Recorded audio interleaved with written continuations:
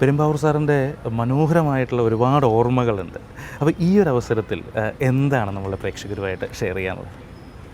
ഒന്നാമത്തെ കാര്യം, സമം ഗുരുക്കന്മാരെ മറക്കാതെ അവർക്കുള്ള പൂജ നടത്തുക എന്നുള്ളതിൻ്റെ ഒരു ഗുരുപൂജ എന്നുള്ള നിലയ്ക്കുള്ള ആദ്യത്തെ പരിപാടിയാണ് സമത്തിൻ്റെ. അതിൻ്റെ ഒരു സന്തോഷമാണ് ആദ്യമുള്ളത്. അത് ആദ്യത്തെ ഗുരുപൂജ നടത്തുന്നത് തന്നെ പെരുമ്പാവൂർ സാറിനായി എന്നുള്ളതാണ് അതിൻ്റെ ഏറ്റവും വലിയൊരു ഗംഭീരമായിട്ടുള്ള കാര്യം. പെരുമ്പാവൂർ സാറിനെ പറ്റി പറയുമ്പോൾ അദ്ദേഹം സിനിമയിൽ ശരിക്കും നമ്മുടെ മലയാള ചലച്ചിത്ര രംഗം അദ്ദേഹത്തിൻ്റെ കഴിവുകളെ പൂർണ്ണമായിട്ട് ഉപയോഗിച്ചോ എന്ന് ചോദിച്ചു കഴിഞ്ഞാൽ ഇല്ല എന്ന് തന്നെ പറയേണ്ടി വരും. കാരണം അദ്ദേഹം ചെയ്തിട്ടുള്ള പടങ്ങളുടെ എണ്ണം വളരെ കുറവാണ്. അപ്പോൾ അങ്ങനെ നോക്കുമ്പോൾ നമുക്കത് അദ്ദേഹത്തിന് ശരിക്കും ഉപയോഗിക്കാമായിരുന്നില്ലേ? നമ്മളിപ്പോൾ വേറെ പല കാര്യത്തിലും നമുക്കത് തോന്നാറുണ്ട്, ഇവരെയൊക്കെ കുറേയും കൂടി ഉപയോഗിക്കാമായിരുന്നില്ലേ എന്ന്. അതേപോലെ ഉപയോഗിക്കാതെ പോയ ഒരു വ്യക്തിയല്ലേ രവിചേട്ടൻ എന്നുള്ളതാണ് എൻ്റെ ഒരു സംശയം. അദ്ദേഹം ചെയ്തിട്ടുള്ള പാട്ടുകൾ, ഇപ്പോൾ ഇന്നലെയിലെ ആ കണ്ണിൽ നെഞ്ചിൽ എന്നുള്ള പാട്ട്, അതിൻ്റെ ഒരു കമ്പോസിഷനെ പറ്റി ആലോചിക്കുമ്പോൾ നമുക്ക് എങ്ങനെയാണ് അങ്ങനെ ഒരു ഐഡിയ അദ്ദേഹത്തിന് വന്നത്? അതിൻ്റെ പല്ലവി പോകുന്നത് വേറൊരു റൂട്ടിലാണ്, ചരണം പോകുന്നത് വേറൊരു റൂട്ടിലാണ്. അതൊരു ശ്രുതിഭേദം എന്നൊക്കെ പറയും. ശാസ്ത്രീയ സംഗീതത്തിലുള്ള ഒരു രീതിയാണ്.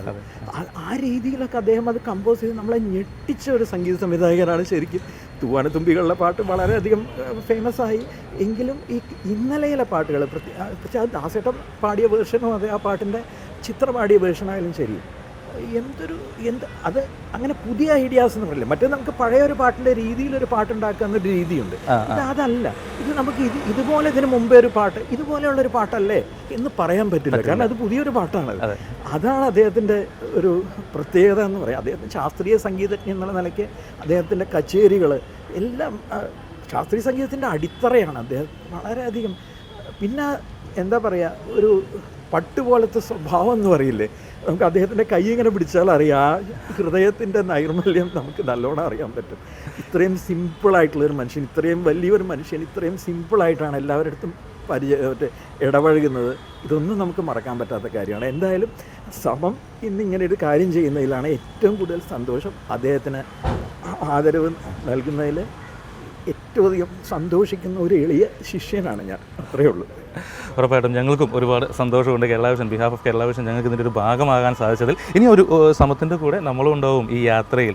വളരെ നല്ല കാര്യം. ഉറപ്പായിട്ടും കേരള വിഷൻ നല്ലൊരു കാര്യത്തിനാണ് തുടക്കം പോലെ തന്നെ നമ്മുടെ കൂടെ നിൽക്കുന്നത് എന്നുള്ളത് മറക്കാൻ പറ്റാത്തൊരു കാര്യമാണ്. Thank you.